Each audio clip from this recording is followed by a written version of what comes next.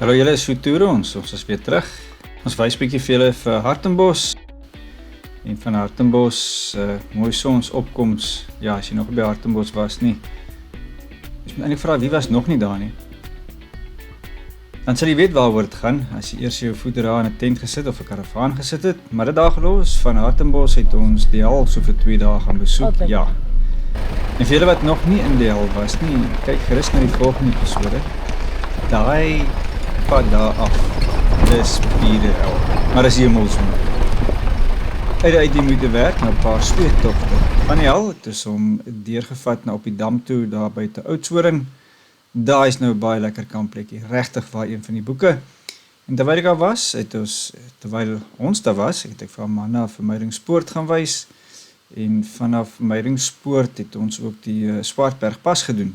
Ons het hom eendag uitgery. Ek was dan ook te bevoorreg om die Saterdag 'n fietswedren daar af te neem. Bietjie meer oor die ekskursies wat ons deurgemaak het by die hal en die ander staanplek. Maar die volgende episode, ons rit op pad deur Hartenbos toe, vroegoggend weer, deur die Huguenot Tunnel en een, dit bygesê, soos met al die ander ekskursies, lekker ou koffietjie wat jy insit, met die mandjie en die ou padkossies. Maar ons was redelik vroeg op die pad, Woester deurgegooi en dan van Woester af draais regs gaan ons deur Ashton, dan die pad voor die deur gaan na Montetjie toe, draai regs op na Swellendam toe. Van daar af skiet jy hom deur na Hartenbos toe op die N2.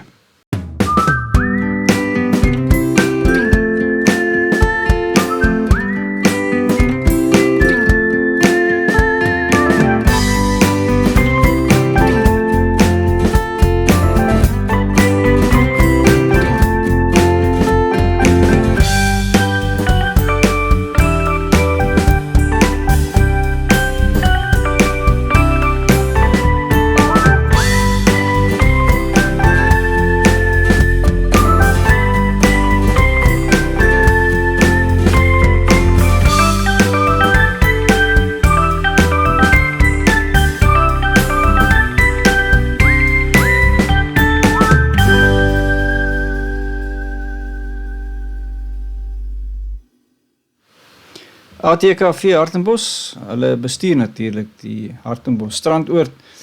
Van daar wel staanplekke 'n hele paar, maar ek dink, soos hulle sê, just about everybody ken vir Hartenbos. As jy hom nog nie ken nie, nog nie gekamp nie, dan het jy nog nie gekamp in die Weskaap gedeeltes nie. So wat sê mens van Hartenbos? Ek gaan nie veel uitbrei oor die geskiedenis en wat jy daar kry nie, maar soos al die ander kuiers, die kampplek is netjies, dit is skoon, die ambulissies is skoon, daar is kraggeriewe en hulle het wifi, kan jy glo, wifi by die staanplekke, dit help nog as baie. Met die strand wat voor synoniem strand is, die visvang, alles net in een, saam met die pad en die swem en you name it, alles is daar. En daar sal altyd 'n wimpie wees. Die blok waar ons staan, het al 'n paar keer daar gestaan, baie memories, oorlede ma en pa. Dit was hulle plek aan die onderkant waar Andre en Tessa ook baie keer staan. Sekuriteit voor, hy manne is skerp, en die paal afvry. Daar sien hulle Dirk en Isabel, dit is Wilna se suster. Ja, swaar, hy wys nou eers uit daai kant toe. Die ATKV het oor die jare baie spandeer om die geriewe reg te kry en plek te kry. Kan sien, hier staan op plaveisel, meer is genoeg staanplek vir jou voertuig. Tent pas maklik in, te was so 'n bietjie bekommerd, sy karavaan en die tente gaan nie inpas nie, maar glo my, die spasie is meer as genoeg. En ja, ek het net maar genoem van wifi, dit tel tot hier op. Ja, groot was die verbasing vir Diff hulle, ons het gesê ons gaan op 'n ander plek staan, toe kom plak ons hier langs hulle. Ek dink die Diff het hierdie curveball verwag nie, hy het gedink sy area gaan skoon wees agter hom, toe kom hierdie ander plakkers daar aan en kom staan langs en sy vryheid wegvat. Ek en 'n manne was vol bravade voor die tyd gesê, laat die ander mense rus, dis nie hulle plig om ons te help nie, en ons wil hierdie ouetjie leer opslaan, ons ontslaan gewoonlik net die een gedeelte op, wat baie vinnig is, soos met ons toer Botswana toe, maar met die groot tent in die ronde, wil ons ook daai ou net weer slag opgeslaan het, en ons het dit nog net een keer reg gekry, maar oh my head. Die timelapse wat ek geneem het, moes ek 3 keer oorneem, want ons kon 'n vrek net nie die volle tent opgeslaan kry nie, dis nou die ou wat in die ronde kom. Ding wil net die passie, voor, agter, voor, pale, Zips wil nie deurwerk nie. Later moes ons, ek en 'n man maar ons trots luk en almal het kom help. Ek dink die kampers aan die ander kant het maar soos ek ook baie keer gedink het as mense ding opslaan. Vir die eerste keer lag jy so in die heimwee. Ons was ook al daar, of hierdie ons is net plain stupid. Met al die probeerslae en al die pogings, niks wou werk nie. Ja, ek moes toe nou maar tot die besef kom, moi het 2 van die tent eenhede by die huis gelos. Well done.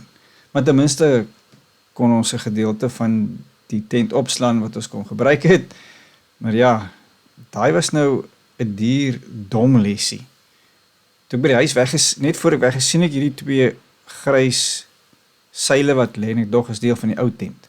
Nou ja, hy is nou water onder die brug of tent op die opslaan issue, maar dankie Duff en Ikie en familie en almal wat kom help het. Ons kon ten minste slaap in ons hok.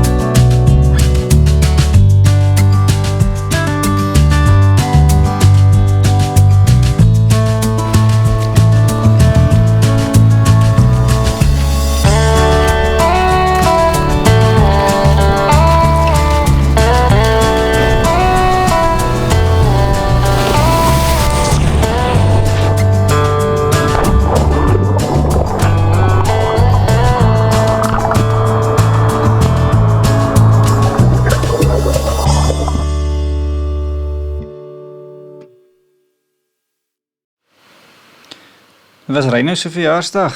Ek dink ja, Reino 36, né? Genade, jou pa ma is oud.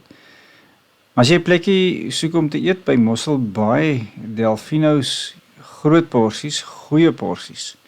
So met die vriende om die tafel, as dit wil na Friggie, Duff, Isabel, Dirk Amman, Tilla en Michael. Ja, dat sê so ja.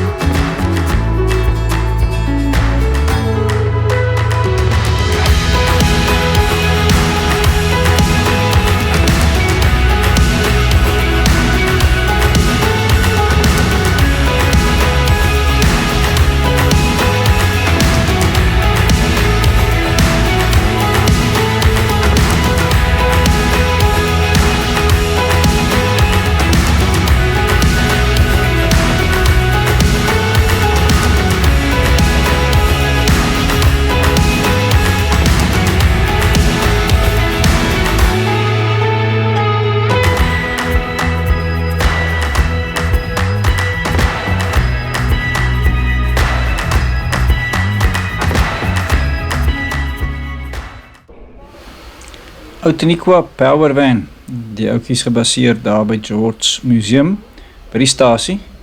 Ons besluit, almal gaan in 'n trokkie inklim, 2 eenhede. Hy vat jou so 3 uur trippie teen die berge op.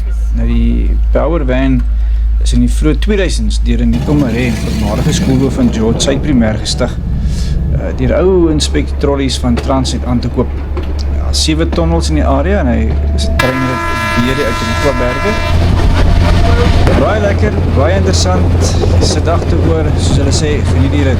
Hy doen ook vir jou stop op een plek, waar daar so 'n piknik area is, stop so vir 'n halfuur, rekbene, dan maak jy ou die gedeelte weer terug. So voor is agter, en agter is voor.